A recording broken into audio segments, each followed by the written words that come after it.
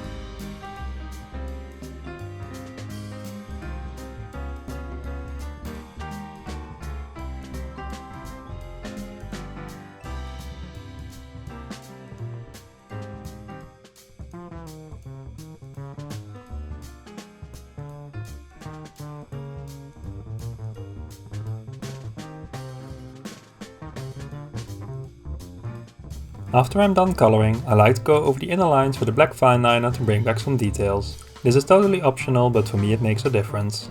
It also depends on the paper you use if it will do something for your image. I use a very smooth paper which makes the black lines go a little dull after coloring. This won't happen as much with, for example, Nina paper. To finish up the images, I'm adding highlights with a white gel pen.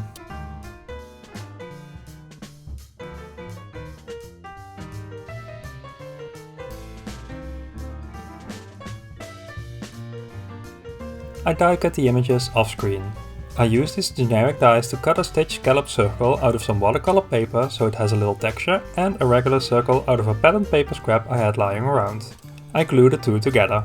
Now I can add my images. I glue the cat to the stool first. Then I glue the shaker to its paws. Now I place everything on my circles to see where I want things to go. By the way, the sentiment is heat embossed with white on black cardstock. When everything is in place, I glue it all down.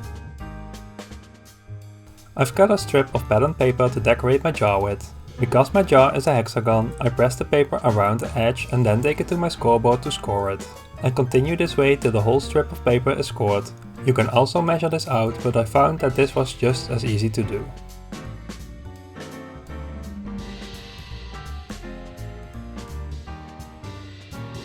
The strip can now fit snug around the jar. I cut a piece of the strip to make it fit. I use some tape runner to tape the strip to the jar to keep it in place. Glue it down and now I can glue down my label to the jar. And with that, my pumpkin spice jar is all ready to go. Making small gifts is so relaxing to do and always very appreciated by the receiver. I like to mix my own pumpkin spice, but you sure can just buy it to make it easier for you. I didn't make the jar with someone in mind, so I will keep it ready to go when I want to give someone a small gift. I hope you enjoyed watching me make this cute gift and that it inspired you to get crafty yourself. If so, please consider leaving a thumbs up, subscribing to my channel and ringing the bell to receive a notification when a new video is up.